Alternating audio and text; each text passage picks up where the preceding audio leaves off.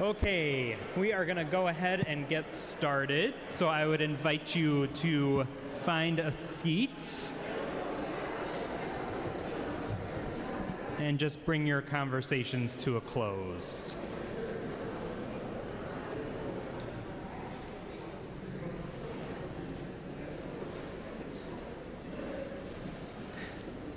Good afternoon, lunch group 2. Lunch group 2. I'm excited that you get to be a part of my workshop, but I also feel for you that you have to wait a little bit longer for lunch because I can feel some of those rumbles coming too. So we are going to work through a little bit of a workshop this morning.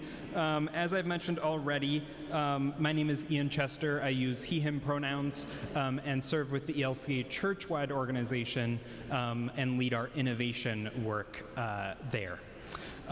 Just to say a little bit about the workshop today, it'll be some presentation from me where I'll talk to you.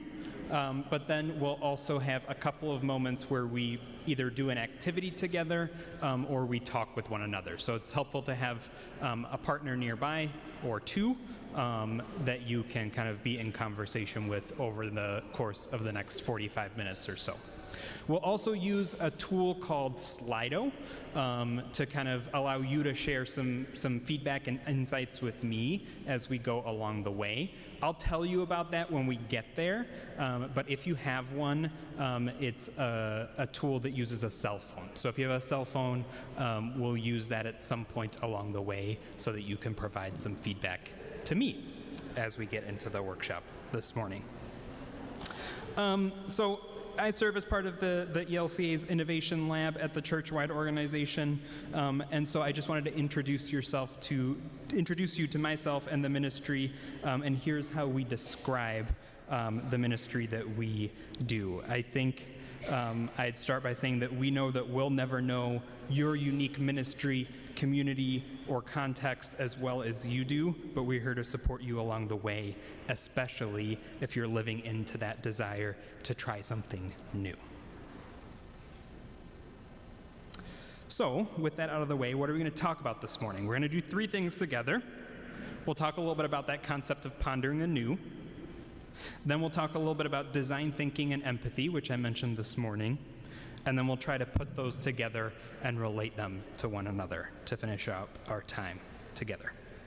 And we'll see how far we get. I have a couple of things at the end that I think I might not quite get to, but we'll see. So, as I mentioned earlier, I was thinking a bit in the lead up to this time together about the word ponder.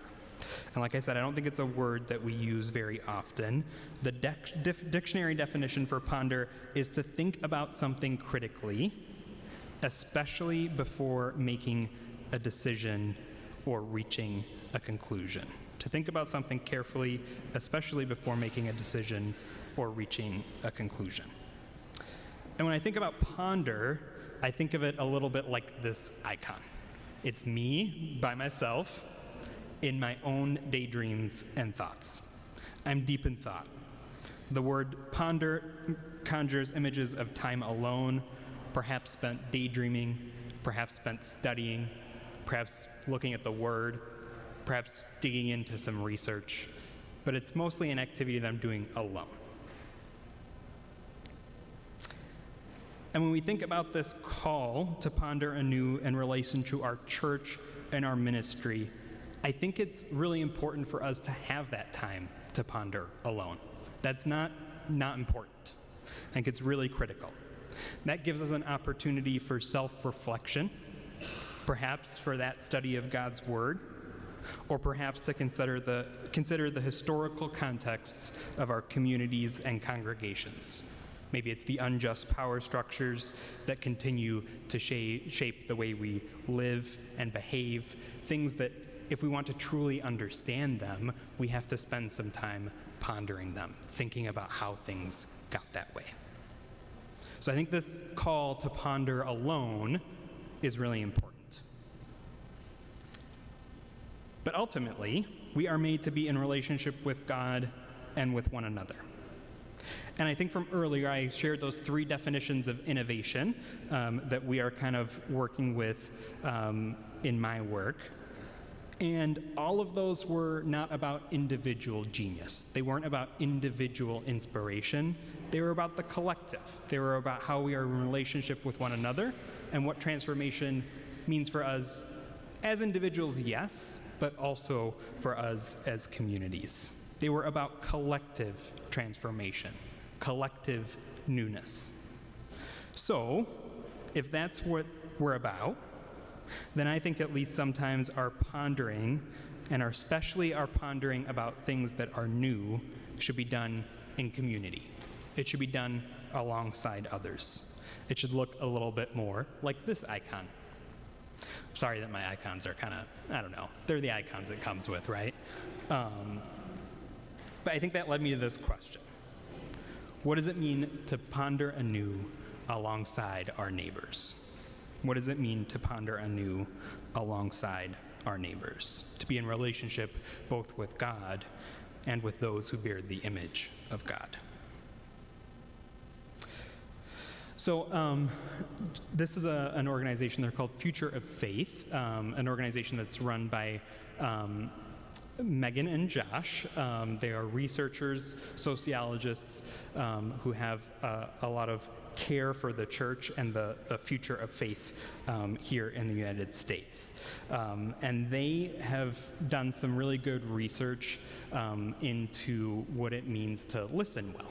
So they're really interested in what it means for us to do sacred listening together. That's kind of their thing. That's what they like to talk about. So I'm going to tell you a little bit about some research that they've done in just a second. But I found this article the other day when I was preparing for this workshop. The article was from 1956. I didn't realize that as I started to read the article. It was in Harvard Business Review, so they have like a catalog of all of the articles they've ever produced. It's from 1956, and it said at the top of the article, "It can be stated with practically no qualification that people in general do not know how to listen. They have ears that hear well, they hear very well, but seldom have they acquired the necessary skills which would allow those ears to be used effectively for what is called listening." And I was thinking about when that was written, and today, it's still pretty true. So, Megan and Josh at Future of Faith, they've been doing research and creating tools that allow congregations to create courageous connections.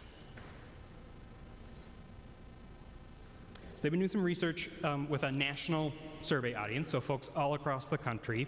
They've been thinking about 2 age groups, so teenagers, and then everyone else, adults. So teenagers and adults, and they've been exploring what listening means to folks. And so this is some of the data that they have. 67% of teenagers and 66% of adults say their faith deepens when someone listens to them without judgment. That's 2/3. That's a 2/3 success rate at deepening faith just by listening. In contrast, only 33% of teens and 34% of adults, I think it's remarkable how similar those are, feel the same way about hearing a sermon. So the numbers make it clear faith is formed through conversation, not just instruction. Also, I think 33% and 34% is a pretty good rate of success too.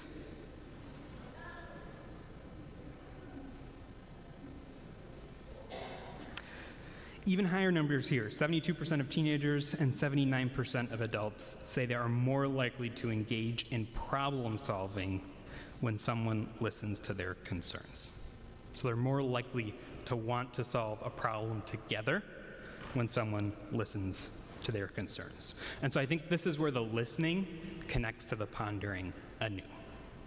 If we are to ponder anew, we're going to be thinking collectively about some of the problems that we face. We're going to be thinking about an ideal future, what we want things to look like in the future. And so, if we are to ponder anew, we need to do it with others. And to ponder anew collectively, We have to be listening. So I know that's a really simple introduction to say we need to be listening, but I think it's a really important one. It's not a message that we hear so often in a world that's really noisy, really, really noisy. And so I'm going to invite you to break out into some discussion groups here. We'll just take 5 minutes or so, find a partner, be with 2 or 3 if you'd like. Preferably someone that you don't know, but it doesn't have to be someone that you don't know, especially since you've probably sat down right next to the person that you know best. And so we're going to spend some time discussing the following questions. When have you experienced a situation where someone listened well to you? What did that feel like? And can you think of a time where listening helped you reach a decision or reach a conclusion? And that could be either in your personal life or that could be in the ministry that you do as part of your congregation. So I'll repeat those one more time. When have you experienced a situation where someone listened well to you? What did that feel like? And can you think of a time where listening helped you reach a decision or reach a conclusion? So those are pretty simple questions. Just talk about those. I'll give you 5 minutes, and I'll remind you when you've got about 30 seconds left. So turn to your neighbor.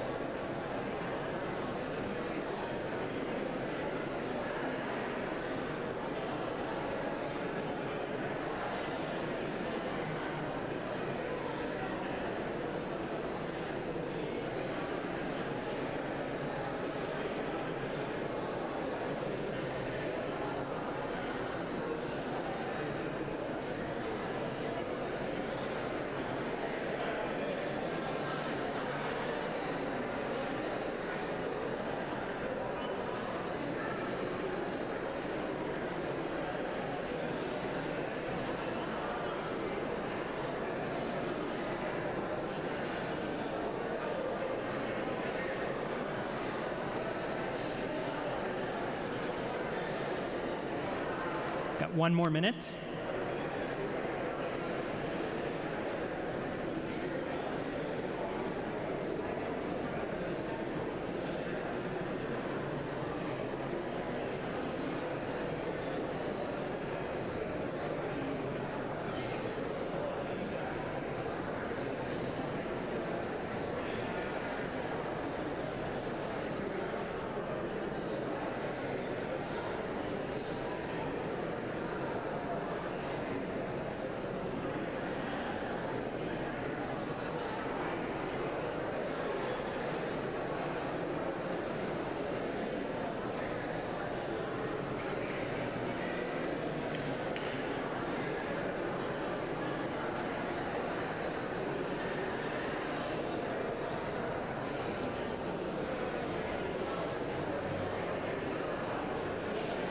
And I'm going to ask you to wrap up your final thoughts. Wrap up your final thoughts.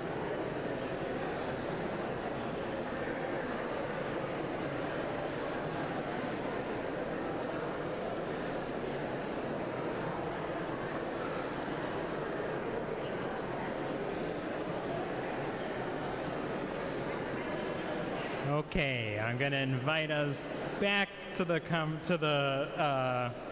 presentation here. Okay, thank you for engaging in such lively conversation with one another.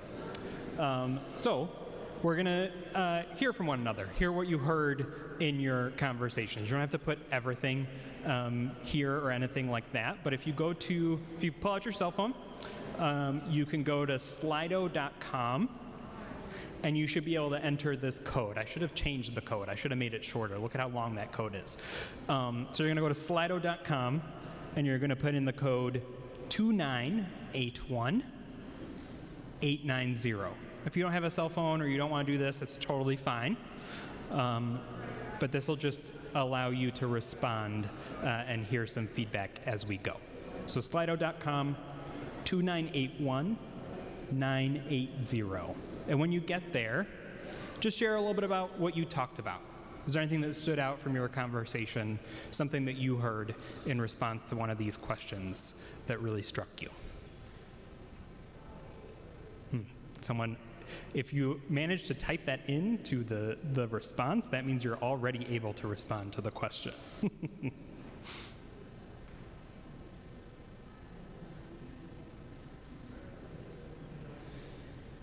Yeah, felt validated. Being listened to makes us feel like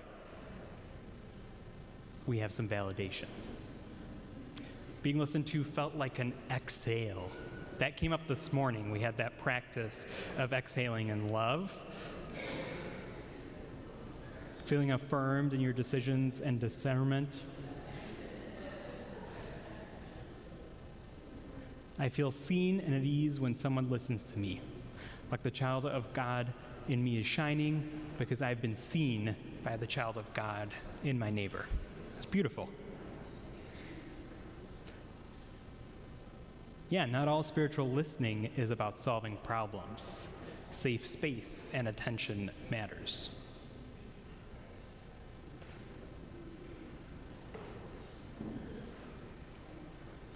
I felt like they cared about what I was saying. And I also saw a couple of folks say that therapy is a place where we feel listened to, which I think is really good, but also noticing that it's not something that happens in everyday life. Yeah, hearing another's opinion helps us weigh the options. Okay. Thank you for these responses. I think the one I'd like to pick up on there, that note about it not always being about problem solving, I 100% agree with that. I just want to tell you that we looked at that stat earlier. Listening is ministry. Listening is ministry. You get to count that as ministry. That is what we are called to do as part of our Christian vocation in the world, is to listen to the world, to listen to those who are our neighbors. And that is ministry, and as you can see from some of the stats that I shared earlier, even if you don't know it, it's having an impact on the person who you are hearing.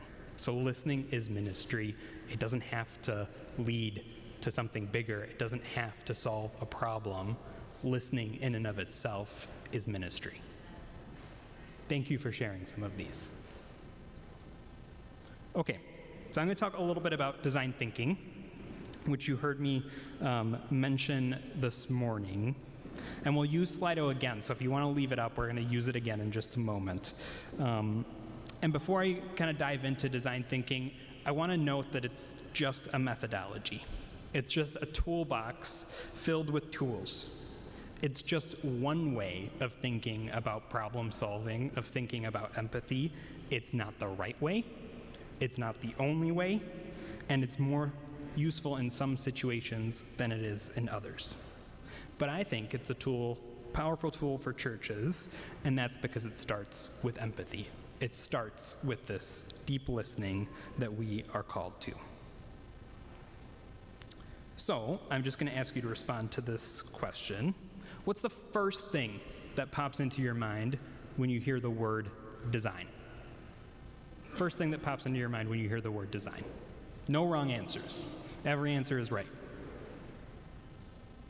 Fashion. Yeah, we think of the fashion industry.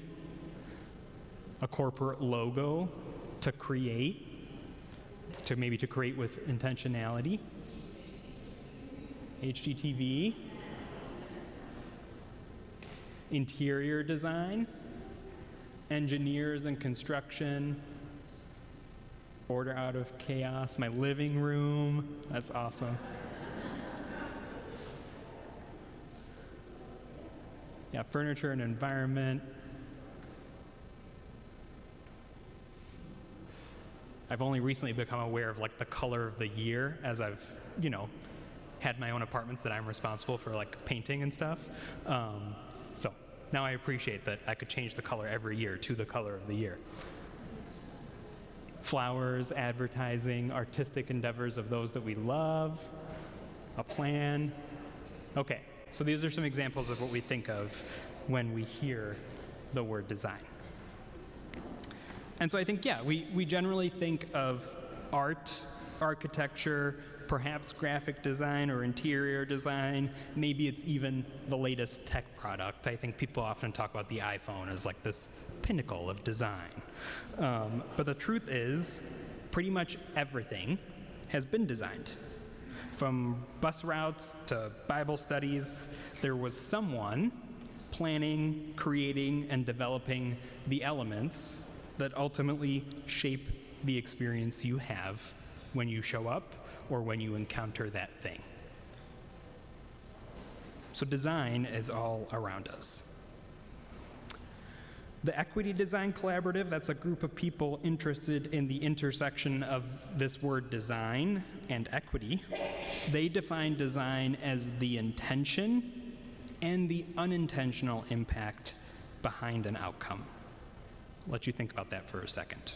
The intention and the unintentional impact behind an outcome. So that's how they define design.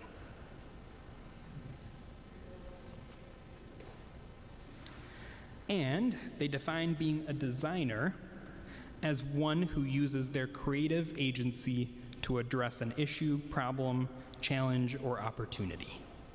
One who uses their creative agency to address an issue, problem, challenge, or opportunity.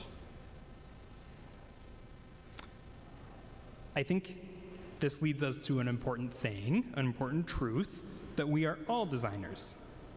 Think about the ministry that you play a part in, either at your congregation or out in the world, and then think about that definition of designer that we just talked about.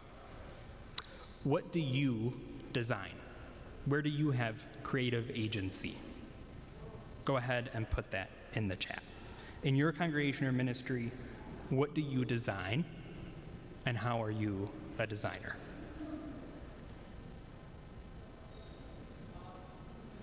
Yeah, shaping the liturgy, definitely. A space that's super designed. The ways that we learn together, our lessons for VBS, the way that we engage youth ministry. Budgets, I think that's a really good one.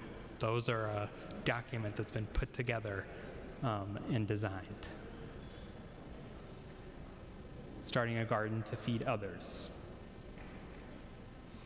Sometimes it is that more traditional understanding of design. It's the graphics that welcome you into our space, the banners, the way that things appear on screen. These are amazing things.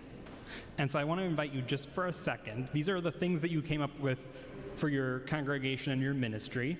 I would also invite you to think about all of the other roles that you each play outside of your church and ministry, like the jobs that you might have, the roles that you have as parents and grandparents, the roles that you have as siblings, all of these different I ams that we talked about earlier this morning. Just think for a second about the collective creative agency we have in this room, the things that we have the ability to design. That gets me excited. As we begin to talk a bit about design thinking, I want you to keep in mind the things that you design, the ways that you are a designer. What might change about those things if you applied some of the practices of empathy and listening that I'm going to talk a little bit about? So, as we think about the methodology of design thinking, we should be thinking about ourselves as designers. Design thinking is a method for creative problem solving, and it works on the understanding that the best solutions and problem solving involves the perspectives of those who will use whatever is designed. We call that person the user. Could also be called customer, perhaps member, constituent, community member, neighbor. By gaining a deep understanding of the user first, design thinking considers whether the problem is a problem at all and helps us to uncover assumptions and explore potential solutions. So I'm just going to run through this really quickly. These are kind of the 5 steps or the 5 modes to design thinking. To better understand a problem, there are these kind of 5 categories. There are also a whole bunch of different ways to explain this. Sometimes you'll see design thinking, it'll have like 3 steps. Sometimes it'll have 7 steps. We choose one with 5. It comes from the Stanford Design School, and it has these 5 categories. So to empathize. Empathy is the foundation of user-centered design. The problems that you're trying to solve are rarely your own. They're those of a particular group of people. Building empathy with those people by learning more about their life, their values, and their experiences. Empathy is about perspective taking. Define, this is the place where you take all the things that you learned by talking to folks, and you unpack what you learned in the empathy phase. You think about the needs you heard expressed, and you begin to identify a problem or opportunity that you would like to think about. Ideate. This is the mode in which you generate as many ideas as possible in response to the issue or the problem or the opportunity that you're thinking about. Prototyping. I don't think this is a word that comes up very often in the church. This is one that you might be thinking about related to like tech products and websites and things like that. But prototyping gets ideas out of your head and into the world. A prototype can be anything that takes a physical form. A wall of Post-its, an activity, an object. The point of a prototype is that it's something that you can test. It should be as inexpensive as possible and easy to make. So a prototype is something that you can put together and test it out. And then testing. Testing is your chance to get feedback, to improve on what you've achieved so far, and to continue to learn with and from the people who you are designing with. Design thinking is an iterative problem-solving process, and it opens an opportunity to think about different perspectives and in alternative ways in order to reach a better future. I know that was a lot, but if there's something that I want you to take away from all of that, it's the idea that we should start with empathy, that we should start with listening. To think about what empathy is, I really like this short video from Brené Brown, where she illustrates the difference between empathy and compassion. It's not exactly the definition that we just talked about in design thinking, but I think it's a really cute, nice illustration of what empathy is. We might get an ad, so I think we might have some help skipping the ad if it comes up. And don't blame me if the ad is something weird. Wix gives you the freedom to tell your story. With a professional...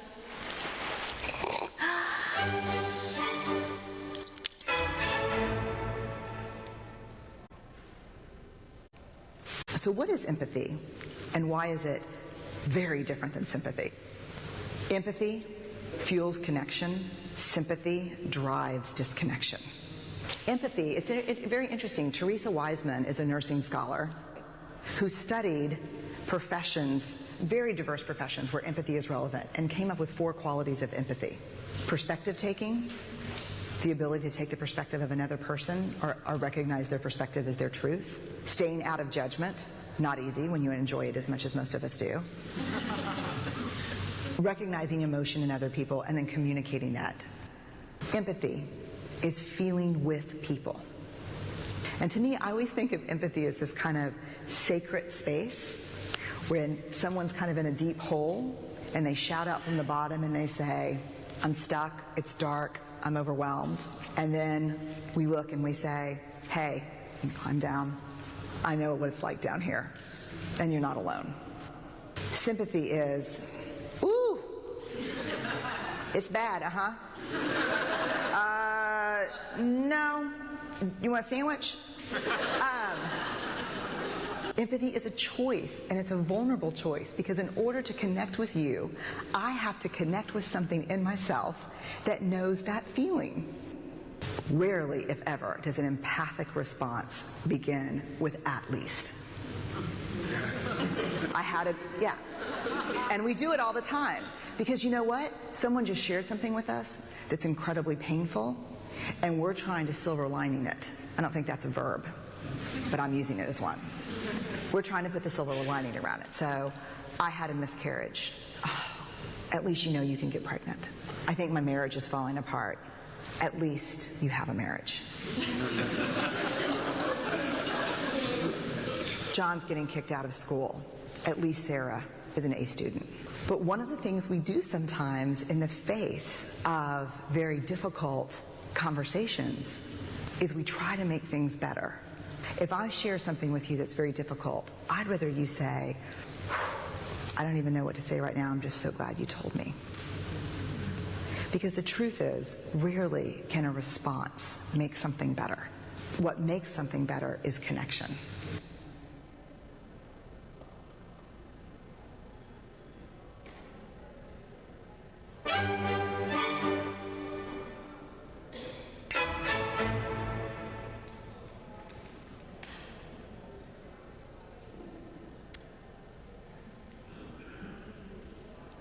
I think it might be, is it the cursor? There we go. Thank you. So I love that little video. What makes something better is connection. And there are a lot of ways that we can build empathy, build that connection with those that we don't know. But these are some methods that you might have heard about before. There are things like focus groups, one-on-one interviews, surveys, or really just conversation, that listening to one another. Anything that helps you understand the perspective of another person, that's empathy building. That's connection building. And just a quick note, when we're thinking about the empathy step in design thinking, we like to think about a few questions. Who do we hope to learn from? And what are we trying to learn? Answering this will help you formulate what we call a research question. And these are 2 examples of different types of research questions. Here they are. How do first-time visitors to our congregation experience our contemporary worship service? That's an evaluative question. That's one that's going to help you understand and evaluate something and then change it based on the feedback that you get, based on what you learn. And then this other example, how do older adults in our area experience community outside of church? How are they experiencing community outside of church? That's a generative research question. It'll lead you to insights and ideas from other places that you can then learn from and apply to your own ministry. So we're going to do a really quick activity, and I think this is kind of where we'll end because we don't have too much time left. And we're going to give this empathy thing a little bit of a try. We're going to walk through a really simple activity together as an example of how to build empathy using design thinking tools. And this is really just an illustrative activity, but if you wanted to, you could also try this in a real life situation. It's really easy. So it's called A Day in the Life. And if you might not, and it's totally okay if you don't, but I know that you all got a bag this morning with Post-it notes in it, and you also were instructed to bring along writing utensils too. So if you have those, you can get them out now because we're going to use a pen and paper for this. And again, if you don't have those, that's totally okay. You can kind of just imagine along with me.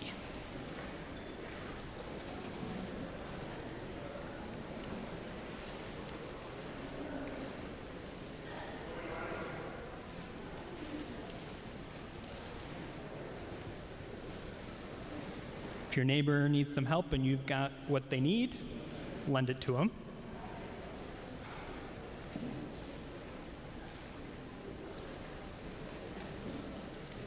Okay, so the purpose of this quick activity is to visualize the highs and lows of a particular event and identify moments of joy points, and or pain points, pain points that you or someone else has experienced.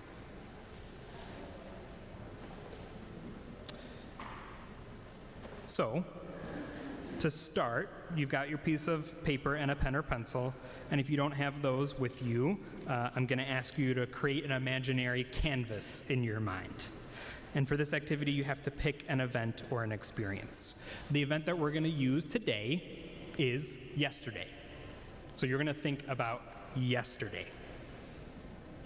But if you were doing this in your own ministry, you could think about any event you share as a community. It could be worship, could be the experience that you have at your food pantry, could be the way that you welcome guests at your food pantry. You could take any event or experience, no matter how small or how big, and you could think about that using this quick activity. So we're going to think a little bit about yesterday, and it's your yesterday, so you're thinking about your own personal day yesterday.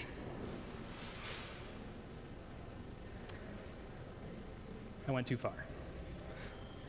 Maybe I was one ahead the entire time. So you're going to draw a long vertical line, and then you're going to draw a long horizontal line too. Your vertical line is your experience. So how are you feeling? So it's got negative on the bottom and positive on the top. And the horizontal line is the passage of time. So from the beginning of the day when you woke up to the end of the day when you went to sleep. So those are the two ends. So what I'm going to ask you to do is just to take a couple of minutes mapping your yesterday.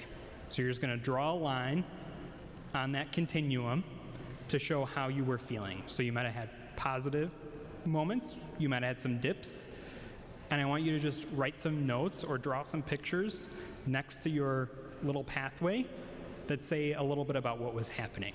So, for example, yesterday I traveled here. So from 7 to 9 o'clock, I was in the low category because I was middle seat in the airplane. So I'm going to be on the low end of the spectrum there. So just take a few minutes to map out your yesterday. Just take 2 minutes to do that. You don't have to think about it too much. Give us a line drawing and some notes about how you were feeling or what you were experiencing.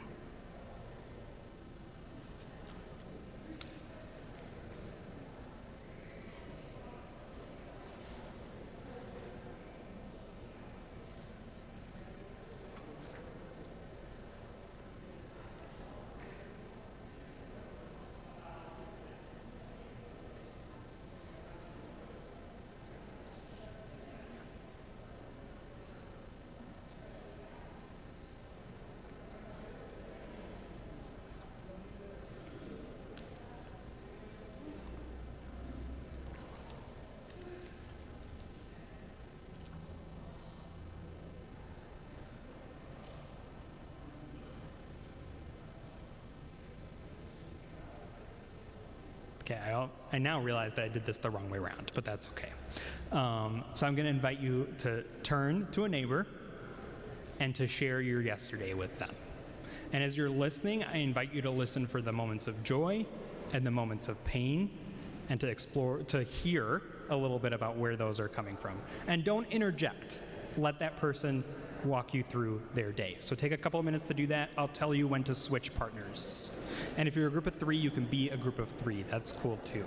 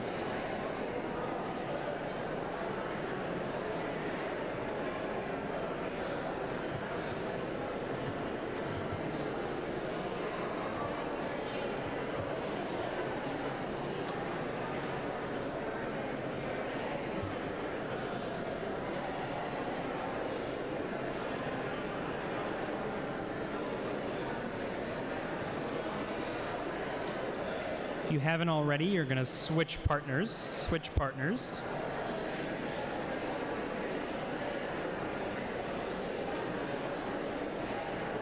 Switch storyteller if you haven't already.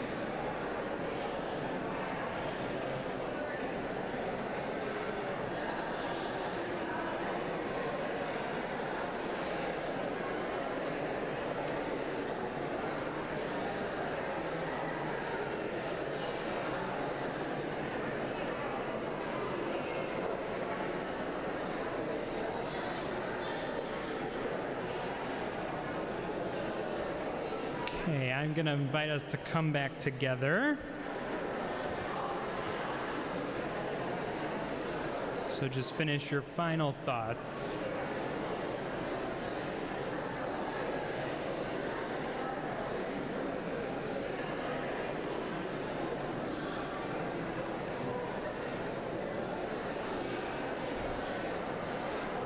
Okay. So if I had told you to do this activity the right way, you wouldn't actually have drawn your yesterdays. You would have listened to your partners first, and then you would have drawn their map. That would have been the way around that it would have been if I'd have executed it correctly. But that's okay. It works both ways.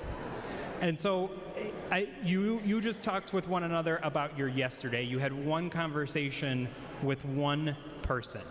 But I want you to think a little bit about an experience at your congregation or your ministry. What would it look like if you did a really simple exercise like this? People don't necessarily get invited to do exercises like this, be invited into a conversation like this about something that you are redesigning at your ministry or congregation. So take something as simple as coffee hour. If you had a little map of how coffee hour makes everybody feel, and the parts that they enjoy and the parts that they don't enjoy, and you could look at all of those together and say, oh, hang on a second, it looks like everybody loves this part, but here's where we're having some trouble. It's that people are, I don't know, what happens at coffee hour? There are cliques and nobody's connecting with those that they don't know. So let's do something about that. Let's design something that helps us solve that particular problem. So it's a simple tool, but you can think about a broad problem with a tool like this. So I'm going to kind of go really quickly here because I'm at time. So I'm going to skip some of this stuff. But I think if there are a couple of things that I want you to take away, we believe in a God of abundance. We love to say that as a church. We love to say that. We believe in a God of abundance and a God who is doing new things. We like to say that too as a church. I think the thing that we sometimes forget is that includes right now. That's not some future state of being. That is right now. God is abundant today. God is doing new things today. So I invite you to think about how you might be a part of that today. How you might extend empathy to your neighbor today. And there's one last thing that I just wanted to say about trying. When it gets into that space where you're developing an idea or you're co-designing with your neighbor and you're trying something, it's all right to want it to be successful. It's also okay to want it to last for a long time. But I think our default as a church is to expect the things we try to both solve all of our problems and to last for a really long time. When we start a new ministry or program as a church, we expect it to last for a decade. And that's okay. We're faithful people. God is up to something that we think is impossible, that we cannot do alone. But what freedom would it give us if we said, let's try this for a few weeks and then evaluate if it's working for us. If it isn't, we'll stop doing it. And that will give us the energy to try something else. Let's free up some of that creative agency, some of our design power as a church. These are how might we questions. We can talk about those another time. And so in conclusion, I just invite you to think about what ways you are a designer.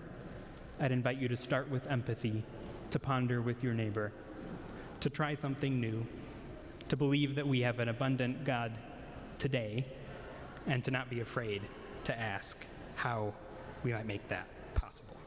So thank you so much for your time this afternoon. Here's some contact info for me if you'd like to get in touch, but thank you for sharing some of your time with me this afternoon.